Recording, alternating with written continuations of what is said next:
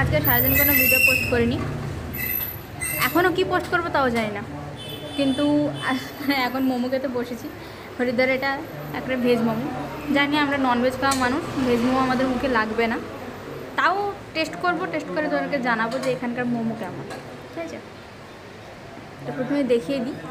তো এটা অ্যাকচুয়ালি মানে মোমো থালি 6 পিস থাকে, আমি অলরেডি 6 পিস না 7 পিস ছিল, আমি 2 পিস খেয়ে নিয়েছি। তারপর আমার ভিডিওর কথা মাথায় এসেছে, তো ভিডিও এখন করছি। আর এটা না মানে ওই মোমোর ভেতরে যেটা আছে স্টাফিংটা দেখাচ্ছি। স্টাফিংটা আছে সয়াবিনের, কিন্তু এদিকে পেঁয়াজ দেয়, মানে মোমোতে দেখছি পেঁয়াজ আছে আর সয়াবিন, আর এটা তার চাটনি। তো এবার আসছে খাওয়ার পালা, কেটে নিচে যেটা কেটে রেখেছিলাম ওটাই খাচ্ছি।